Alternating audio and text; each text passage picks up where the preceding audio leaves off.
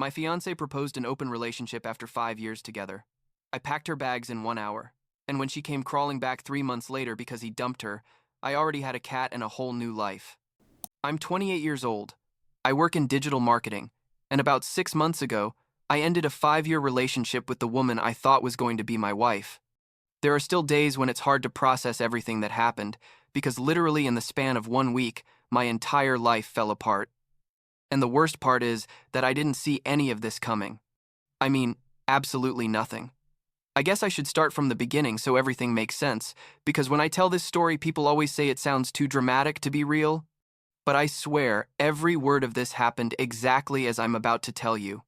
I met Melissa when we were 23 and 22 years old, respectively, at a party thrown by a mutual friend.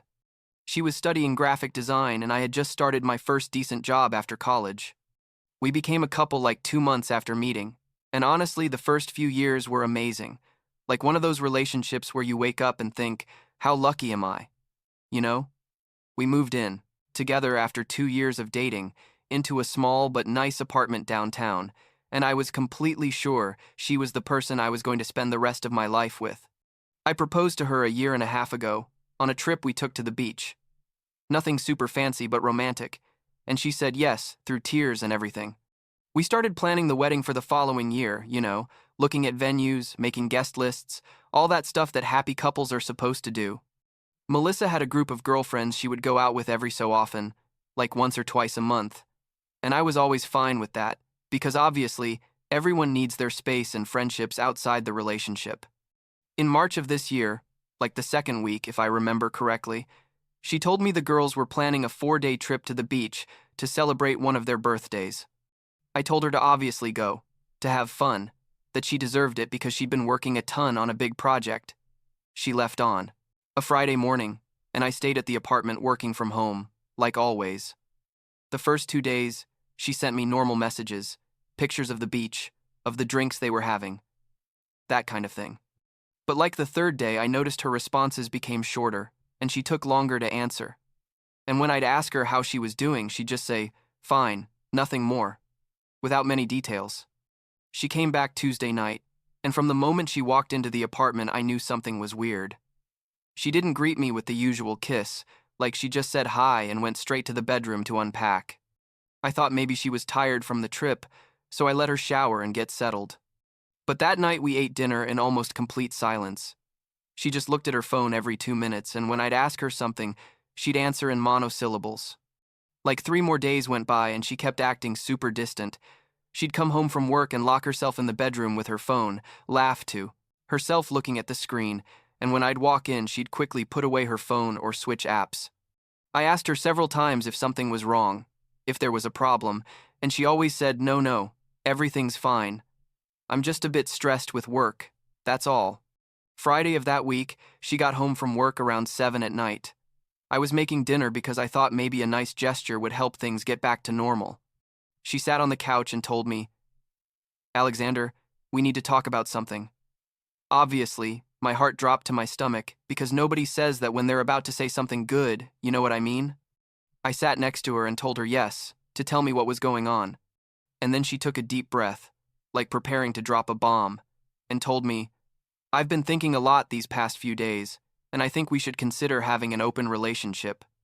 I just sat there trying to process what I had just heard, because honestly I thought I'd heard wrong or that it was a joke in very bad taste.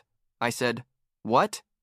And she started with this whole speech she'd clearly practiced, saying she'd read articles about how open relationships can strengthen communication and trust between couples. That it didn't mean she didn't love me, but that she wanted to explore other aspects of her life, that we were young and maybe we were limiting ourselves by being in a traditional monogamous relationship. I let her talk because I was in complete shock, like my brain couldn't understand what was happening. When she finished talking, I asked her where all this idea had suddenly come from, because literally 2 weeks ago we were planning our wedding and choosing the banquet menu, and now she was coming at me with this. She said she'd been reflecting during the trip, that she'd had deep conversations with her friends about relationships and expectations, and that she'd realized maybe we needed this to grow as a couple. The thing is, I immediately knew this wasn't just some random philosophical reflection. There was someone else in the equation. There had to be. I asked her directly, Melissa, is there someone else? Did you meet someone on that trip? She got super defensive and started saying, no, how could I think that? That I always distrusted her. That she was just trying to be honest about her feelings. But I didn't believe her anymore, because her body language, the way she avoided my gaze, everything screamed that she was lying to me. I told her no, that I wasn't interested in an open relationship, that when we got engaged, it was under the understanding that we were a monogamous couple, and if she no longer wanted that, then we had to end the relationship. She was surprised. I think she expected me to say yes, or at least consider it. She started crying and saying I was being dramatic, that it was just a proposal to discuss, that it didn't have to be all or nothing. But I had already made my decision in that moment, because basically she was asking me for permission to be with someone else, and on top of that, she was selling me the idea as if it was something that benefited me too. I told her I wasn't going to live in a relationship where my partner wanted to be with other people, and that she needed to start looking for another place to live. I think that's when she realized I was serious, because she stopped crying for a second and looked at me like she couldn't believe what she was hearing. She told me I was being irrational, that we couldn't throw 5 years away just like that at least we should go to couples therapy or something. I got up from the couch, went to the bedroom, pulled a suitcase out of the closet and started putting her clothes in it. She followed me, yelling at me to stop, that I was acting like a crazy person, but I kept packing her things without saying anything. When I filled the first suitcase, I left it in the living room and went back for more. She called her mom crying, saying I was kicking her out of the house for no reason, and her mom obviously took her side without knowing the whole story. Then she called her friends, the same ones she'd gone on the trip with, and they all started calling me, telling me I was being extreme, that I should give Melissa time to think things through. But I had already thought everything I needed to think, and in my mind, the relationship had ended the moment she proposed the open relationship thing to me. That night, she left to stay at one of her friends' houses, taking 2 suitcases with clothes and basic things. During the next 3 days, my phone didn't stop ringing. It was her, her friends, her mom, even a cousin of hers I barely knew, all telling me I was making a mistake, that I was throwing everything away, that I should at least talk to her. Melissa sent me super long messages apologizing, saying it had been a mistake to bring that up, that she didn't actually want an open relationship, that she was just confused and stressed. I didn't respond to any of it. I just read the messages and left them on read. But after like 5 days of constant harassment, I decided maybe we did need to talk one last time to close all this definitively, because clearly she wasn't going to leave me alone until we did. I sent her a message saying we could meet at the cafe, 2 blocks from our apartment, Saturday at 3 in the afternoon. She responded immediately, saying, yes, thank you for giving her a chance to explain. I arrived at the cafe 10 minutes early, because I wanted to be there first and have control of the situation, let's say. She arrived on time, looking like she'd been crying all week. No makeup, hair in a super simple ponytail. She sat across from me and started talking before I could say anything, saying she was so sorry, that it had been the worst idea of her life, that she loved me and wanted us to get back together. I let her talk for a while, like 5 minutes maybe, and when she paused, I told her, I want to see your phone. She froze, like literally stopped breathing for a second. She asked me why I wanted to see her phone, that she had nothing to hide. I told her that then there shouldn't be a problem showing it to me, that if there really wasn't anyone else like she said, then she had nothing to worry about. She started with excuses, that her phone was private, that I was being controlling, that we couldn't base a relationship on distrust. But I didn't give in. I told her either she showed me the phone right there, or I'd get up and we'd never talk again. She sat there thinking for like a full minute. I watched her debate internally, and finally she pulled her phone out of her purse with trembling hands. She handed it to me and I opened WhatsApp, went straight to her most recent chats, and there it was, a conversation with a guy named Jordan, who apparently she'd met on the trip. I started reading the messages and basically they were blatant flirting. Her telling him she found him super interesting. Him telling her he couldn't stop thinking about her. Her sending him pictures from the beach in a bathing suit. Him responding with fire emojis. The messages started from the second day of the trip and continued until literally that morning. There was one where he asked her if she'd already talked to me about the open relationship thing, and she responded that yes, that I hadn't reacted well, but she was going to keep trying to convince me. I looked up from the phone and looked her in the eyes. She was crying silently, tears falling down her cheeks without making a sound. I told her, "So this was it. You wanted my permission to be with this guy without feeling guilty."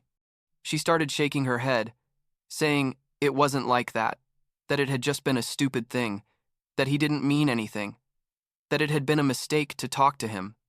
I asked her if they'd done anything physical on the trip, and she swore no, that they'd only talked and danced one night but nothing more. I don't know if I believe that. Honestly, to this day, I don't know if she told me the truth about that specific point, but it didn't matter anymore in that moment either. I gave her back the phone, got up from the table, and told her, "This is over, Melissa. Don't look for me anymore. Don't call me anymore. I don't want to know anything about you." She got up too and tried to grab my arm. People in the cafe were already looking at us because she was crying hard, and I was obviously angry. I told her to let go of me and left the cafe without looking back. I walked the 2 blocks to the apartment feeling completely empty. Like all the anger I'd felt the last few days had evaporated, and all that was left was this feeling of extreme exhaustion. I got to the apartment, and the first thing I did was block her everywhere.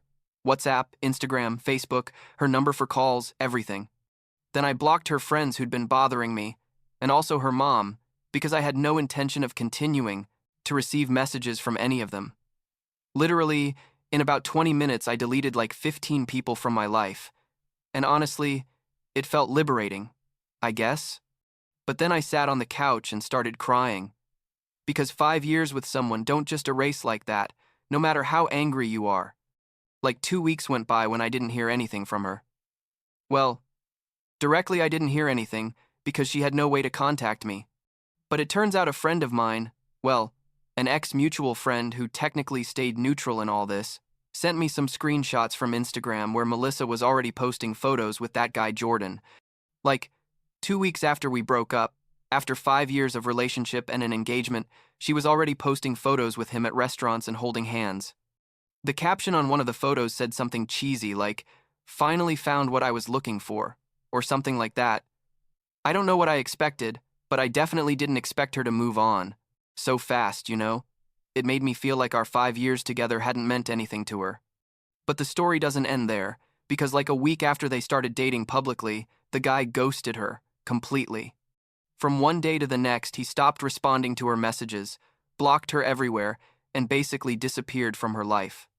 I found out about this because Melissa managed to get my work email and sent me a super long email telling me everything, saying she'd made the biggest mistake of her life, that I was right, that guy had just used her, that she was an idiot and begging me to give her another chance. The email was pathetic. Honestly, it was like 3 pages of text where she basically admitted she'd destroyed our relationship for a guy who threw her away in a week. I read the whole email. I read it twice, actually, and I didn't feel anything. Like, I expected to feel satisfaction or something. Like a, haha, I told you so. But I just felt sorry for her. I didn't. I even respond to the email. I just deleted it and went on with my day. But she didn't give up there. She sent me like 4 more emails over the following weeks, each one more desperate than the last. In one, she told me she was going to change, that she was going to go to therapy, that she'd never make a mistake like that again. In another, she told me her friends had told her she was the one who was wrong, that they also thought what she did was stupid. Basically, she was trying to use any angle to get me to respond. Meanwhile, I was packing up all her stuff that was still left in the apartment. She had clothes in the closet, bathroom products, some books, photos of us I'd never gotten around to removing. I put everything in boxes, like 5 boxes total. I sent her a message from a temporary messaging app telling her she had to come pick up her things on such and such day at such and such time, that I was going to leave them at the building entrance, and please not to try to come up or talk to me. She responded saying please let her come up, that she needed to talk to me face to face. I told her no, that either she came to pick up her things on the terms I was setting, or I was going to throw them away. The day we agreed on, I put all the boxes outside the building entrance at the exact time I'd told her. I stayed looking out the apartment window, watching when she arrived. She came with 2 of her friends, I guess to help her carry the boxes or to give her moral support or something. I saw her arrive in an Uber, get out, and see the boxes at the entrance. She stood there for like 2 minutes, looking up at the building windows, trying to see if I was watching. I moved away from the window so she wouldn't see me, and when I looked out again, they were already loading the boxes into the car. She looked up one last time before getting in the Uber, and that was literally the last time I saw her in person. After that, I had to do a bunch of practical and boring things, like cancel the subscriptions we shared, Netflix, Spotify, those things. I changed the passwords to everything we'd shared. I removed her name from the building list so she couldn't come up. I also had to deal with the mutual friends situation, because basically our social circles had completely mixed in 5 years. Some friends took my side, others took hers, and others tried to stay neutral, which was awkward for everyone. I decided I preferred to cut ties with those who stayed close to her. Not because I was angry with them, but because I simply didn't want to have any indirect connection to Melissa. The most annoying thing of all was that she started telling her version of the story to anyone who would listen, and obviously in her version, she was the victim. She told people I'd been inflexible and cruel, that I'd thrown her out on the street overnight without giving her a chance to explain, that I'd refused to go to couples therapy, that basically I was the villain of the movie. Some people who didn't know me well believed her version, and for a while there was this whole drama on social media where her friends posted indirect comments about men who don't know how to forgive and all that garbage. I never responded publicly, never made any post about what happened. I just let them talk and eventually get tired. And honestly, they did get tired. Like 2 months later, the drama had gone down considerably. People found other gossip to talk about, and I could finally start rebuilding my life without all that noise. I started going out with my friends again, the ones who did stay on my side. I started going to the gym because I needed to do something with all the nervous energy I had. I focused on my work and actually got a promotion like 3 months after all this, which was good because it gave me something to concentrate on. I went out with a couple girls, nothing serious, just to remind myself there were other people in the world, you know? I still sometimes wonder how I didn't see the signs before, if there were any. Looking back, I guess maybe she had been distant or different in the weeks before the trip. But at the time, I attributed it to work, stress, and wedding planning. Or maybe there were no signs and she simply met that guy and decided to risk everything for a possibility with him. I don't know, and I'll probably never really know. What I do know is that I made the right decision to end the relationship the moment I did, because there was no going back after that conversation. Like a month ago, I ran into her at the supermarket. It was super awkward because we were literally in the same aisle and there was no way to avoid each other. She saw me first and froze with a box of cereal in her hand. I just nodded like saying hello and kept walking. We didn't exchange words. There was no attempt at conversation. And when I left the supermarket, I realized I hadn't felt anything seeing her. No anger or sadness or nostalgia. Absolutely nothing. And I think that was the moment I really knew I'd gotten over all this. I'm good now, honestly. I live alone in the same apartment. I redesigned it a bit so it would feel more mine and less ours. I adopted a cat 2 months ago. His name is Max, and he's super affectionate.